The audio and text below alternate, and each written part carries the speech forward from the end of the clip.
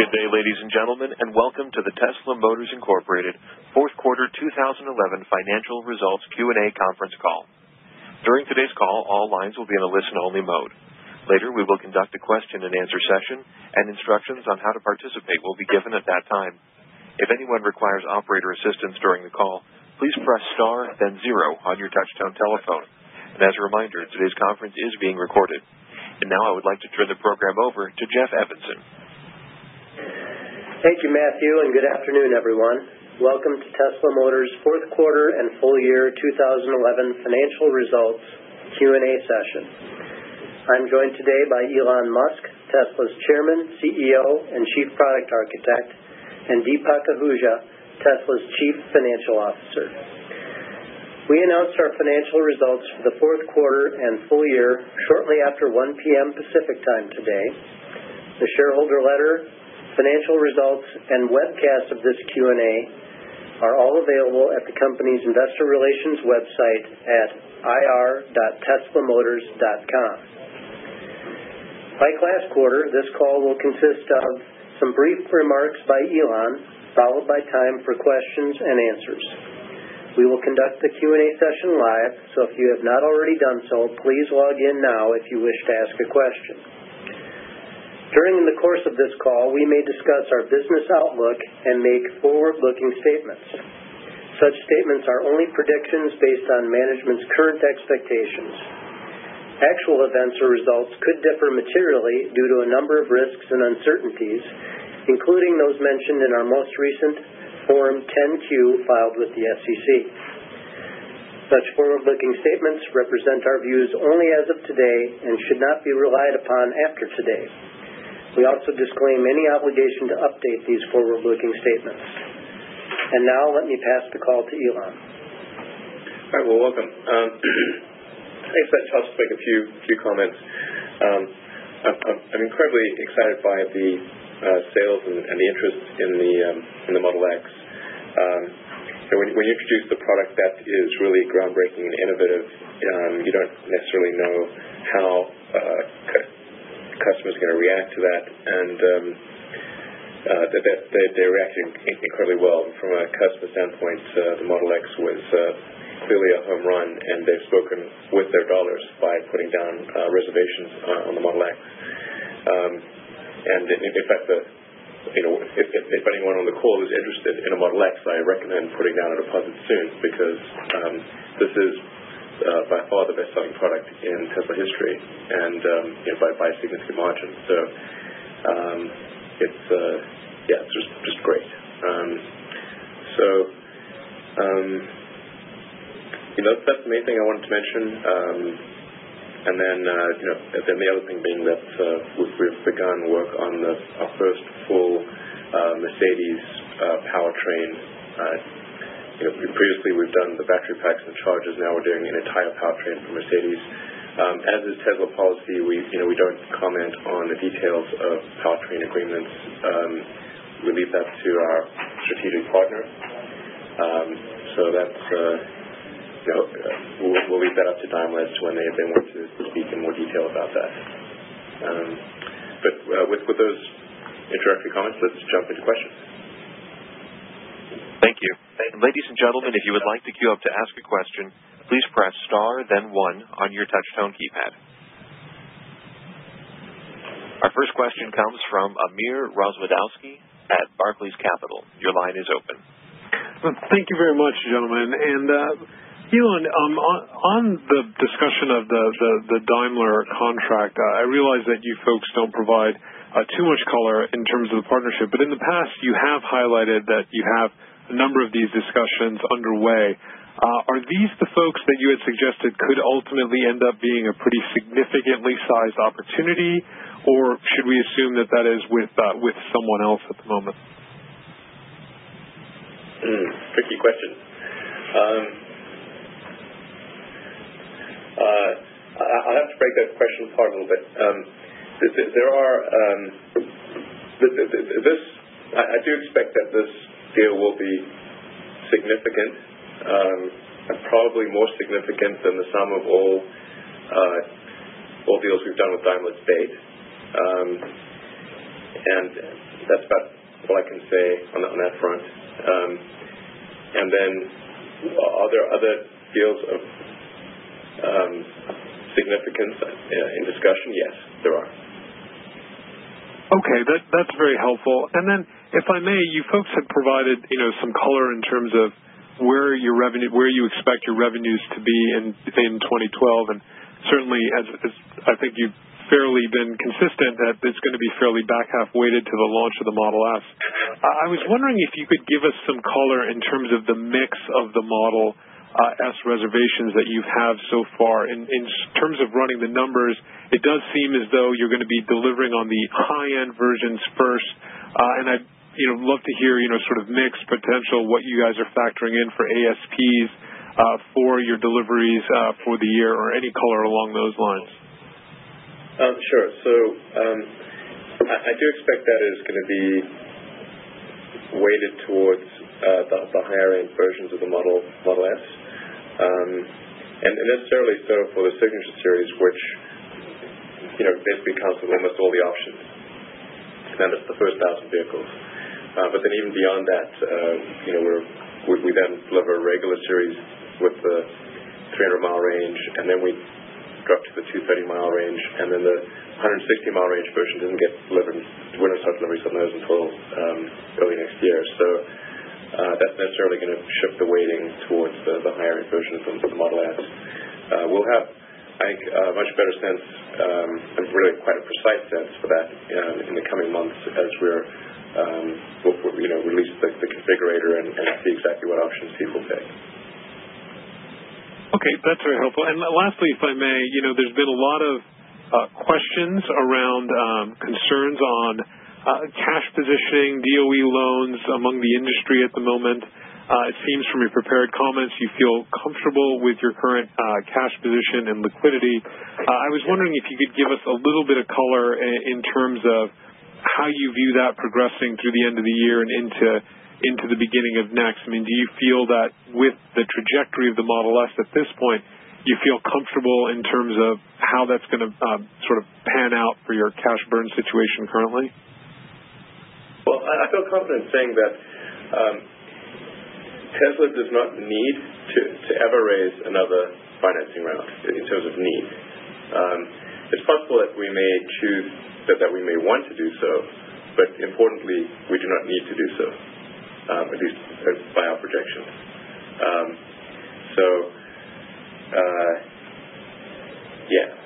We're in a really strong cash position. Our relationship with the DOE is very good. So I feel pretty secure on those fronts. Great. Thank you very much for the incremental color. Right. Hey, thank you. Our next question in queue comes from Jesse Pichel with Jefferies. Your line is open. Yes, good evening. Jesse Pichel from Jefferies. Congratulations on the launch last week. Thank you for hosting us. My question is, from a branding and strategic perspective, how should we think about the Mercedes brand cannibalizing Tesla products, and what keeps Tesla differentiated from your customers in this particular supply arrangement? Yeah, absolutely. Well, you may have heard me say on a few occasions that the goal of Tesla is to serve as a catalyst for electric vehicles. So we want to do everything we can to advance the course of electric cars, whether that's cars we make ourselves or cars that we help others make. At the end of the day, if our vehicle engineering isn't up to par, but our powertrain is, then obviously that would lend us to become more of a powertrain company. Now, I think that we do good vehicle engineering and good powertrain engineering, and that our products will find a place in the market, and that's as demonstrated by the customer interest, really.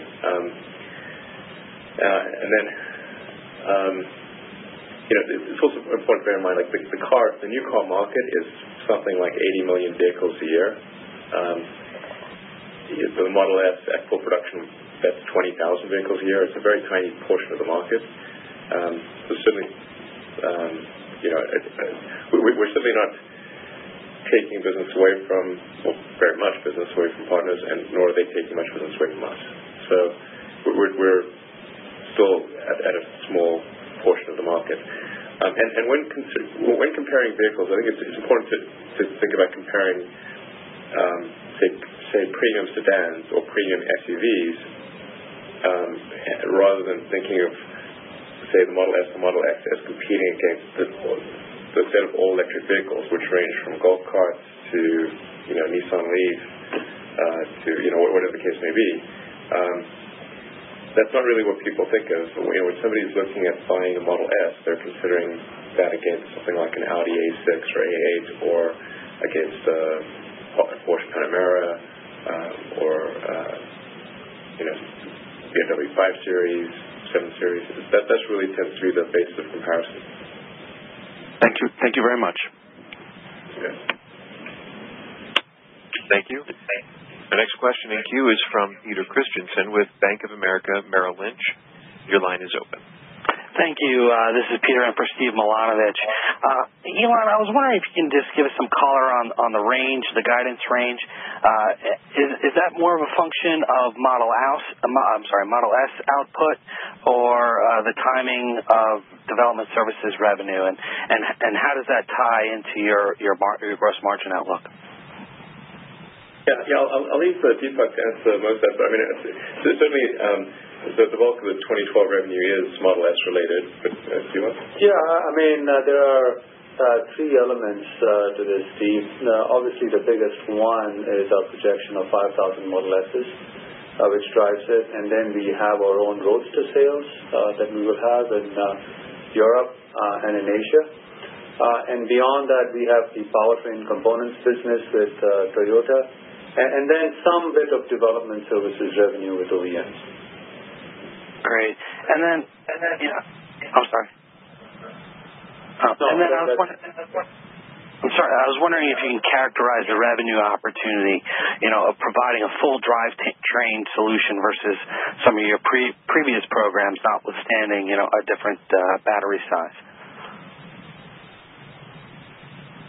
Sorry, are you referring to the Daimler yes. program that we're talking with the full? Clearly there is more revenue, but it's in our mind it's the ability to provide to Daimler a much higher performing vehicle, which includes the full integration of our systems. So it allows us to provide a much more cost-effective and higher performing EV to Daimler rather than just our battery pack, which gets integrated into their system. Yeah, exactly. By providing a full powertrain, it's a really seamless integration. It's a better customer experience, and everything's really optimized to work well with the other elements. We demonstrated that for Daimler. They're pretty impressed, and that's what led them to want to move forward. Thank you. And just one last one, Elon. You just talked about the difference between needing additional financing or wanting one, and one would assume that could imply accelerating the Gen 3 program. If that were the case, what would be your thought process? Would it be driven more by the momentum and the confidence that you're experiencing right now, or possibly a response to some other competitive threats that you see from other OEMs? Well, I'm not too worried about competitive threats because just the market is so big that what we're really focused on is not what any other company is doing, but rather are we making the best possible product. Is there anything we can do to make a product that is going to amaze and delight customers more? And then that's I think the right thing to focus on. We are going to do as the next significant vehicle, the next major vehicle announcement after the Model X will be a Gen 3. And this is I made these comments to some in the media, but it's perhaps worth reaffirming that. Previously, we were going to do a next generation Roadster after the Model X, but I've sort of gained enough confidence that that the technology will be scalable to higher volume, but maybe a bit sooner, and so we'll be able to go to a third generation vehicle, which will be a mass market vehicle with the price in this kind of $30,000 range. if we were to accelerate that, there would be an argument for doing a modest capital raise. That's great, Colin. Thank you so much. You're welcome. Thank you. Our next question in queue is from Dan Galvez with Deutsche Bank. Your line is open. Good afternoon. Wondering if you could take us a little bit through kind of the near-term certification process or qualification process for the Model S.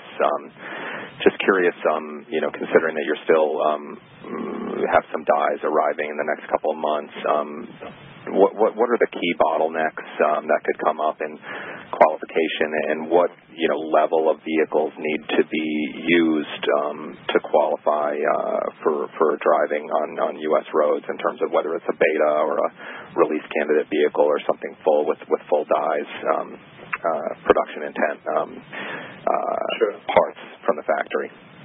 Yeah, it's perhaps worth noting that before the dies are shipped from Fuji, who's our primary die supplier, they actually do stamp a number of body parts. So that we actually do get production body parts before the dies ship, and are making cars with those production body parts now. That way, when we receive the dies, then we put them into our stamping presses, and all we're doing is just verifying that there's no meaningful difference between the stamping press at Fuji and our stamping press. But the dies themselves are already sorted out. As far as risks for production timing, I can provide a little bit of color there. Previously, I said, well, we expect to be 5-star on average, but maybe we'll be 4-star in some categories. It's looking increasingly like we will be 5-star in all categories. That is looking increasingly optimistic. There's a particular challenge with the 5th percentile female in the front passenger seat, and just had a meeting this morning, which looks like we'll be able to achieve 5-star in that category, which is great news. We'll be doing some pretty innovative things, working with Takata, the airbag supplier. So that's good. And I think our homologation timeline is on track in terms of the certification that Dan was asking. Since most of that certification is self-certification and it's on production intent parts, and as you mentioned, the dies in Fuji are producing the parts which allow us to make the bodies and get that certification done. So 5-star. Yeah. Jeff was suggesting that I should reaffirm that it's looking like we will be 5-star in all categories. I don't want to say for sure, but it's looking like that's quite likely. Sorry, just in case there's any ambiguity. Sorry. I think we've answered Dan's questions. Okay. Yeah. So thanks for that's very clear. Then my second question has to do with your R&D factory, if you will. With work probably winding down on the Model S coming up and ramping up on the Model X, will you have additional capacity in R&D? I guess my real question is, would you have the capacity with your current R&D staff to begin work on a Gen 3 vehicle, let's say, by early 2013 after the Model S is fully launched? Yes, I think so. That's the plan of action, in fact. Okay. All right. Great. Thank you very much. Thank you. Our next question in queue is from Patrick Archambault with Goldman Sachs. Your line is open. Hi. Good afternoon. I guess maybe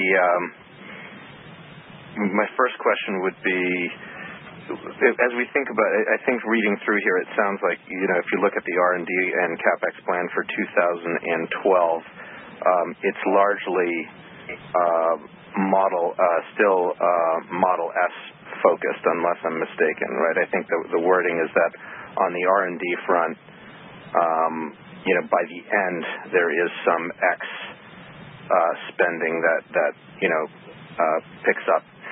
How do we think about what that might look like, both on a CapEx basis, next year for where I'm presuming the R&D and the CapEx for that program is going to be really at its peak. How should we think about that? Maybe whatever you're comfortable talking about, maybe a year-on-year comparison or a comparison of how it is vis-a-vis what you spent on the S.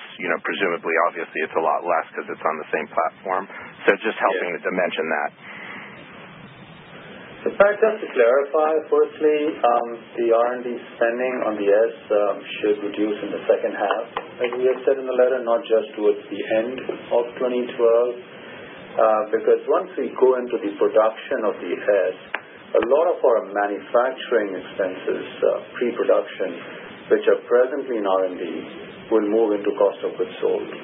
So there should be a substantial reduction. And we will be done with a lot of the spending we are presently incurring on building the prototypes and testing them. So yes, there will be some ongoing R&D on S as we look to bring out a European version or fine-tune some other things, but it will be at a lower level. And then we'll see a pickup in the X spending at that point. The same goes for CapEx. A lot of our CapEx is in the first half. It's heavily weighted as we pay our suppliers both for tooling and equipment, the final payments once we sign off on the tooling and the equipment. And if I think about just how those things trend into 2013, one would expect that perhaps you get a bigger spike in R&D than you would maybe in CapEx because you can leverage some of the equipment. How do we think about that? I think the leverage is there in both R&D and CapEx. I can't tell you specifically where the bigger leverage is. Our spending on the Model X is going to be very substantially lower overall than the S because we're leveraging every element of the manufacturing factory, the platform, the powertrain. And there's quite a bit of commonization of parts in areas where you can't see the visible differences between the S and the S. But you're probably right. But as Deepak says, it's maybe they're saving in both, but relatively speaking, there's probably more savings in CapEx than there are in R&D. Okay. Taking a step back in terms of more of a product question, how are you thinking about sort of higher mileage vehicles in your product cadence? I think at the Detroit Auto Show you had put up a slide suggesting it would not be inconceivable to get your cost per kilowatt hour down to, I want to say something like 200 if I'm remembering correctly. You've mentioned the next gen and perhaps after that maybe a new Roadster, but might there be an interim demand for an S or an X with even higher mileage capabilities just given the availability of cheaper batteries?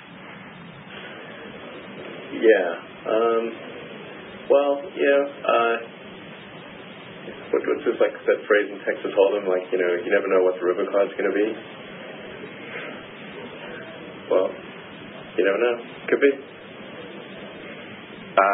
Okay, and I guess last one, just I know you guys have reiterated this before, but just to remind myself, what kind of IP protections do you have in place when you do these programs with other OEMs? What kind of restrictions are there to prevent them from leveraging what they learn from working with you and doing something independently? And our relationship with Toyota and Daimler, where we have these programs, has been such that they're very respectful of our IP.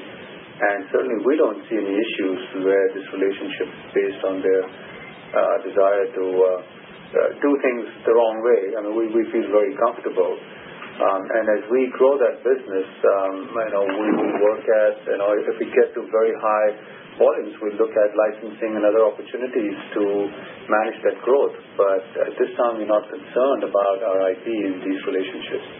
Yeah, I must say, it's been really great working with Toyota and Daimler. I mean, they're really stand-up companies. There's been no, indication at all of, them wanting to abscond with IP. We've got pretty clear agreements delineating, what IP belongs to which company, and we really had no disputes at all. There's quite a bit of mutual trust there. And we do, of course, have patents, and we've got quite a few patents, but it's never really even been a bone of contention of any significance. So, and we've actually said we're open to licensing IP as well. So it's not as though we necessarily have to be the ones manufacturing the powertrain. If our partners want to do that, then we can license elements of the IP. And at a certain volume, it's like they're doing 100,000 units or something, that could make a lot of sense. Sort of more the Qualcomm model in that sense. So I should say, I was also being a little cheeky there with the river card, but I think the real river card is going to be the supercharger. When people really see how awesome that is, it's pretty killer. So we'll unveil that, with all the elements of the supercharger later this year. And that's that's the stage 3 charger, correct? It's beyond stage 3. All right, very good. Well, congratulations on all the benchmarks met so far, and thanks for taking my question. You're welcome. Thank you. The next question in queue comes from Himanshu Patel with J.P. Morgan. Your line is open. Hi, good afternoon, guys. Hey. A few questions. Just I wanted to clarify on the R&D. You did $208 million in full year 2011. You're sort of indicating about a $70 million annualized reduction from the sort of fall off on Model S and Fremont related costs. Kind of gets you to a run rate of $138 million, and then you're kind of indicating some uptick from there related to the Model X in the second half. I guess could you just simplify all of this and just give us the 2012 R&D number that you're thinking, and then also what any sort of dimensioning you can do on sort of just a run rate of that number prospectively, either in absolute terms or as a percentage of sales?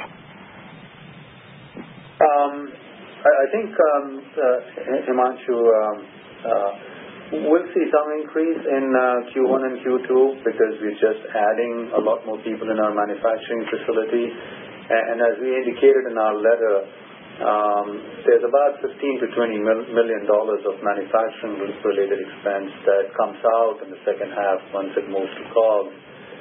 And then when you add in a bit of Model X, I think we are specifically not giving a guidance, but giving you sufficient granularity and trend here that I'm sure you can work it out reasonably well in your model. But Deepak, I just wanted to be clear. It sounds like there's two issues going on with the R&D costs.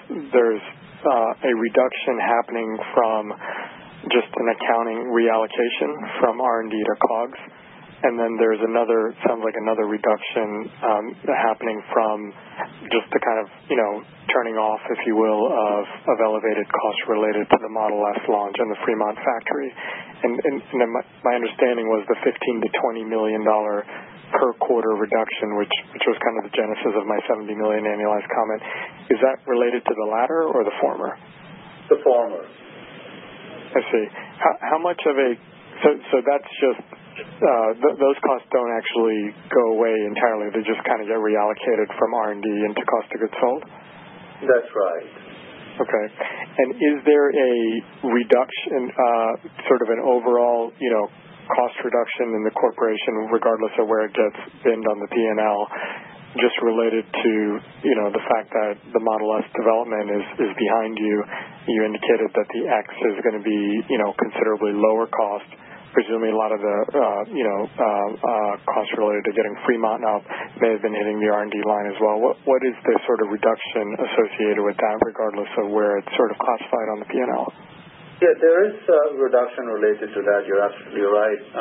And that'll be partially offset by some spending in X that we talked about. There's some calendarization there, which is, we have a sense of it, but it depends on how our spending goes by quarter. So we aren't giving any specific numbers, but I think overall we'll be, in the 200 or so range for R&D, and we can, I think when you run the models, you'll come somewhere there. 200 for this year? Yeah. Okay. And then the next question is just the Roadster. What is the long-term plan for that? Will that be reincarnated at some stage, or is this just kind of being going into sunset forever? Well, our intent with the Roadster, or the first version of the Roadster, was really to create a real collector's item. It's obviously the first viable electric car of the modern era, and I think it's likely to be one of the first true collector's cars of the 21st century, and we want it to be that. That's why we capped the volume at 2,500. There will be at some point a new generation Roadster, but per my early comments, that's going to come after the third generation vehicle. So that pushes it out probably about 4 years or so. And then Elon, just kind of going back to one of the earlier questions, there's sort of this theoretical curve, if you will, on prospective cost per kilowatt hour reduction that I'm sure you've got some historic data to sort of support.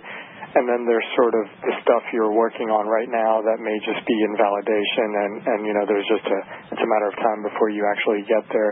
Can you just dimension for us, how much of that kind of $200 per kilowatt hour number is sort of in the bag from the engineering efforts that you can see and know that the organization has pretty good visibility on right now versus something that you haven't really figured out exactly how you're doing it, but you sort of know over time that will happen?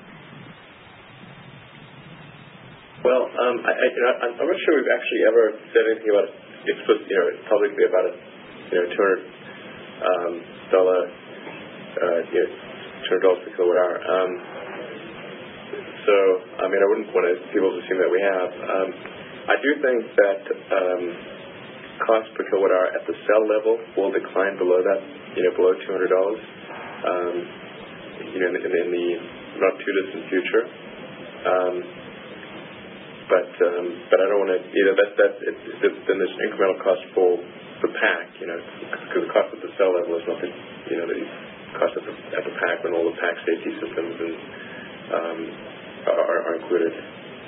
So, obviously the cost per kilowatt hour of the battery pack is a highly proprietary number. So that's something we'd go out pretty closely. In terms of where it is at any given point in time. And then maybe just one last question. What was the kind of thought process on opening up the reservation book for the X at this moment? Or would you clearly there's some demand for it, but are there any risk that there could be some cannibalization of S volumes? Yeah, that's a good question. Actually, we were concerned that perhaps there would be some cannibalization of the S. In fact, the opposite occurred. We've seen higher Model S reservations, not lower. And I think it's kind of like when people see that you've got more than one product in the lineup, that actually is complementary. Kind of like you go into a store and it's kind of better if the store sells pants and shirts, and not just being the shirt store. So, I mean, that's what we've seen. I think people saw the press and pictures of the X, and then some of them came to the website and said, well, the X looks really cool, but I prefer a sedan, and bought the Model S. So that's, and we've actually had customers who decided to buy both. So that's the objective data is that it's complementary, not competitive. Okay, thank you. Thank you. And I'd like to remind everyone, if you wish to queue up to ask a question, please press star, then 1 on your touch-tone keypad. Next question is from Andrea James with Doherty & Company. Your line is open. Hi there. Andrea? So what needs to happen before you can offer a test drive on the Model S to a customer? And I guess what seems to be the position of those first 5,000 customers? Will they all need to test drive, or will some be happy to take delivery without that? I think the assumption of customers is that they're just going to take delivery. But there's no presumption of a test drive before delivery. There may be a few that want to do that, but my understanding is in talking to those customers really is that they just want the car as soon as possible. So, and now in terms of test drives, we have to wait until the car is fully homologated, and so that's really effectively going to be at the point that we're delivering the first production cars. So that's the middle of this year is when people will be able to take a test drive. And over time, we'll have a lot more cars out there, Andrea, so clearly any customer who wants to have a test drive before delivery, that should not be a problem at all. Yeah, absolutely. In fact, I mean, given the fact that there's excess demand for the Model S, even if somebody doesn't like the Model S, they are should probably take delivery and then sell it, because I expect that the cars will sell for more than the nominal price. Okay. So it sounds like from your view, given the choice of delivering a car to a customer or setting that car aside for test drives, you would just do the delivery. Yeah. We're going to do a little bit of both. So there will be marketing cars that are delivered to the stores for test drives. That's going to be happening in parallel with delivery to customers. Okay. And then moving on to just Toyota, how has your communication gone with them as far as them saying this is what we need and when? And do they give you hard targets or moving targets? And also just, you said you're going to do a shipment in Q2. Is that in line with the rev rec on that contract? Thank you. Yes, Toyota, as you can imagine, has very established processes and systems. So they have suppliers globally. So they have a fairly stable production plan which they share with us in advance. So we have full clarity and visibility of what they need. And clearly the components that we will supply to them in Q2, the revenue on those will be recognized when we deliver those components like any other supplier. Okay, and you think it'll be kind of lumpy there then? No, I don't think so. I think there's going to be a ramp-up as we take up the production rate, but it won't be lumpy. Okay, thank you. That's all from me. Thanks so much. Thank you. The next question in queue comes from Adam Jonas with Morgan Stanley. Your line is open. Thanks, Matthew. Good evening, guys. Hey, Elon, just to follow up on the test drive question, would the magazine's first chance to drive the Model S also coincide with deliveries to customers in the middle of the year, or would there be an opportunity before? It'd probably coincide, yeah. We definitely don't want to deliver. I mean, we really want the car to be as close to perfect as possible before we give it to any automotive journalist to test drive. Understood.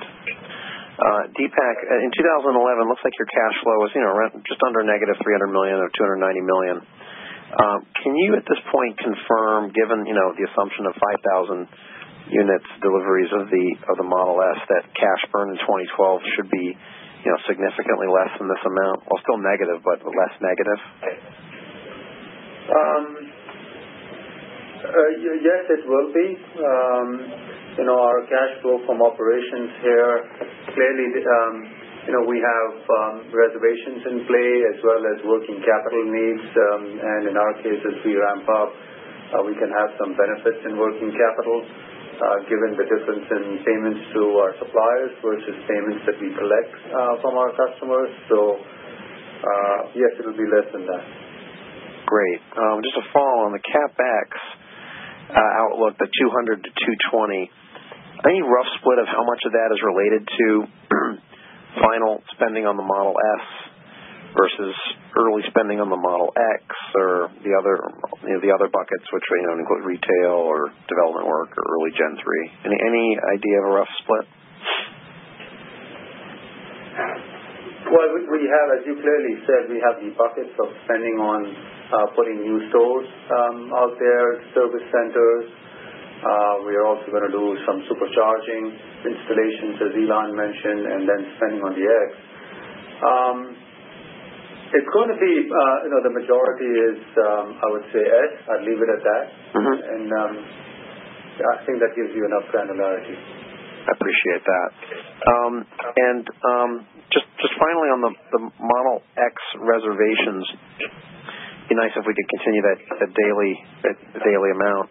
But looking at that split, I know it's early data, but how does the reservation amount compare to the roughly $11,000 per reservation that you're getting on average for the Model S?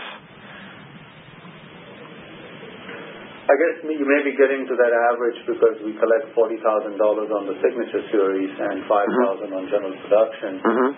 We have a combination of Signature and general production reservations on the X. I don't have that number offhand, what that breakdown is, but we're getting substantial Signature reservations, no doubt about that. For the X? For the X, yeah.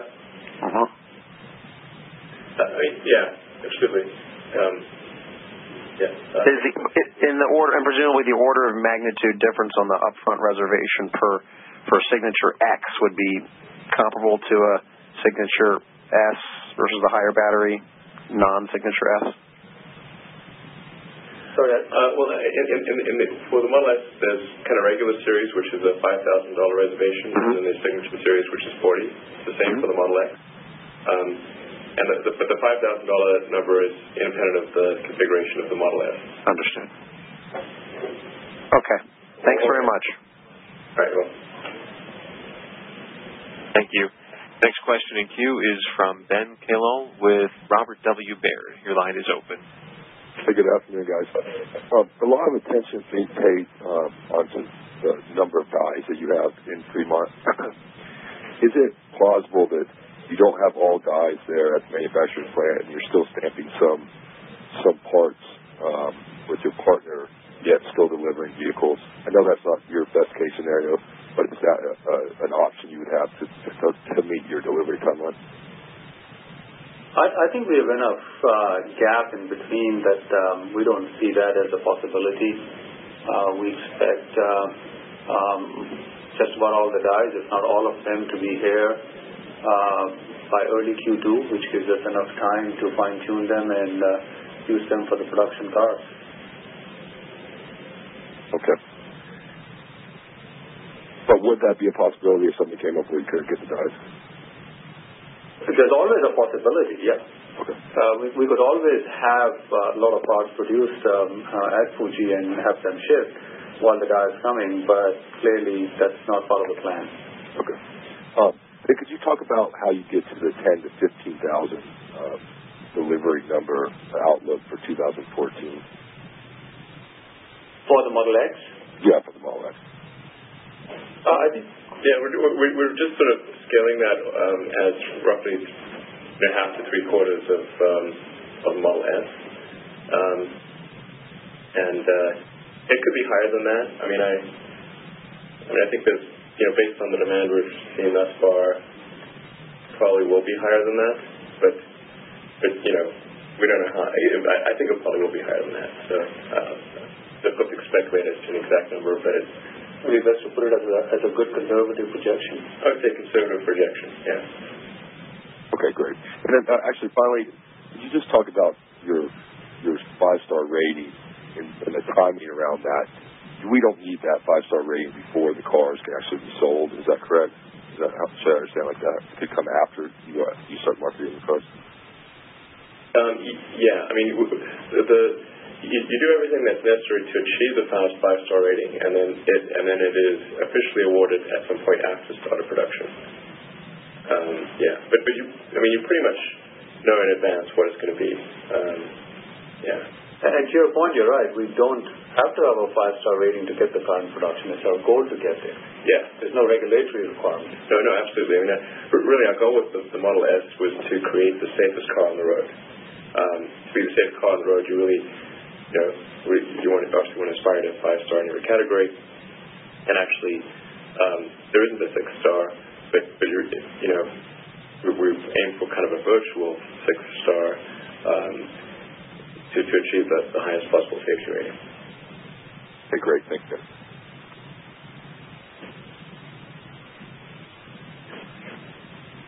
Thank you.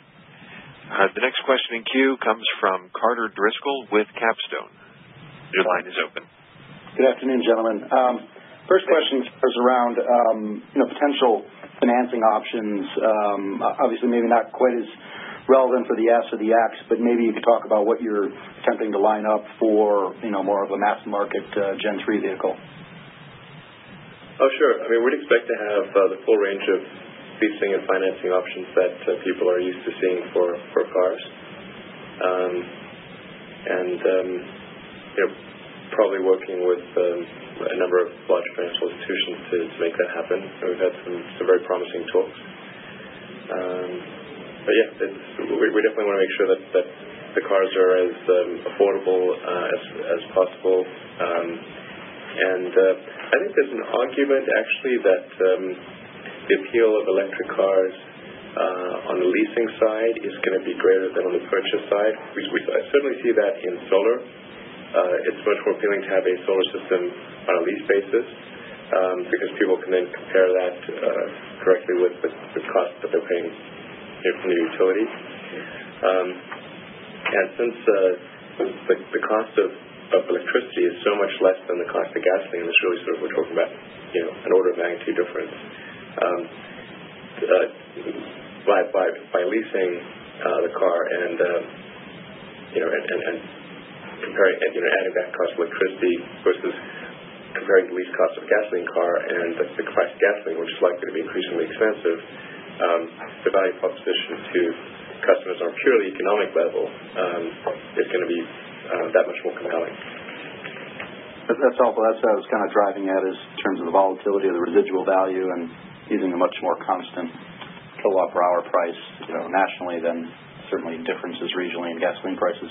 My next question is, maybe you could, in your own opinion, Ilan or Deepak, talk about the different model options you expect people to take in the different models, or maybe even compare and contrast the Model S versus the X. And so we can kind of drill down into what you think an ASP might look like, a final ASP might look like, and not necessarily just the base price, at least your best guess.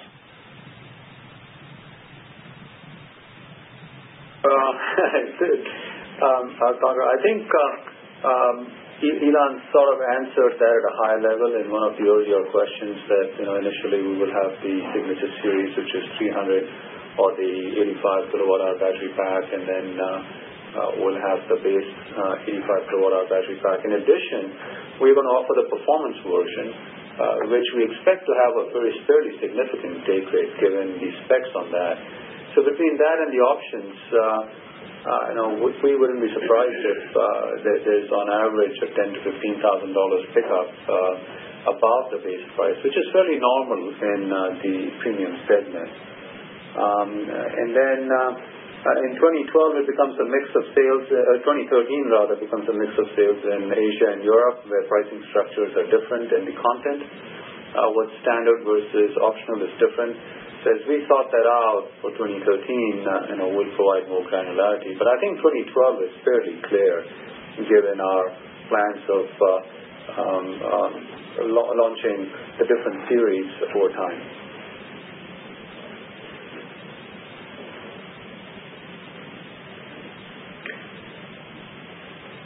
Okay, just keeping an eye on the time here, we probably have time for questions from maybe one more analyst. So, operator, just one more, please. The next question then comes from Michael Liu with Needham. Your line is open.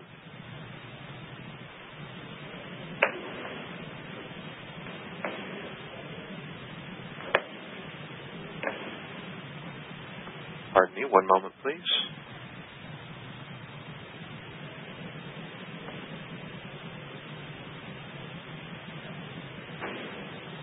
Okay, thank you. And I'm sorry, Michael, your line is open now. Oh, okay, thank you, and good afternoon in California. You had mentioned other potential supply agreements and partnerships in the pipeline. I realize Daimler and Toyota are solid partners, but could you give us a sense of how many other ongoing powertrain development discussions are going on with other automakers, and are they for more mainstream vehicles or luxury type of offerings?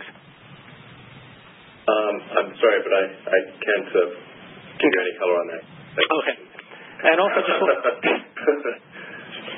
wanted to follow up on your comments regarding a Gen 3 mainstream model. Would this be an EV targeted more at the emerging markets like, let's say, China, or a broader-based type of offering? It would be targeted, I think, worldwide. Worldwide? So certainly inclusive of China. Well, I wouldn't say necessarily every country in the world, but it's certainly China. It's pretty hard to ignore China as a market these days. So I think we're, in fact, we expect to be selling the Model S and the Model X in China. Okay. We think that there could be a lot of appeal, interestingly, for the Model X in China. Okay. Also regarding your prior comments on sales cost reductions from the current kilowatt-hour pricing, how much would it be, let's say, scale-driven versus a material change-driven? Like, what would be the split on that? That's a good question. Even without any material changes, done efficiently at scale, you can get our current chemistry below $200 a kilowatt-hour. But I think that you will see material changes over time that amplify that opportunity. And how long would it take to, let's say, qualify an enhanced or material-driven change if you wanted to, let's say, implement it on, let's say, the Model S or an existing model at that time? Well, I think you kind of see most of these material changes coming because you have to implement them at large scale. So it's not as though you can have like something that's just like working in a lab and then very rapidly bring that to full-scale production. Plus, you have to assess things like calendar life degradation and particularly in cycle life degradation. So you tend to see cell chemistry changes coming from a few years away. We've got a roadmap of changes that look pretty interesting and results in steady improvement year over year. But that's not to say we would go and implement a new chemistry every year. I think we'd probably look to implement new chemistries probably every 3 years, something like that. Okay, got it. Thank you. Okay. Thank you. I'd like to turn the call back to our presenters for any concluding remarks. Okay, thank you everyone for joining us. We look forward to seeing many of you over the coming weeks as we attend conferences. In particular, we will be at the Jefferies Growth Conference next week in New York City, and the week after that we will be at the Morgan Stanley Technology, Media, and Telecom Conference in San Francisco. So we look forward to seeing many of you at those events. Thank you. Goodbye. Thank you. Ladies and gentlemen, thank you for your participation on today's call. This does conclude the program, and you may now disconnect.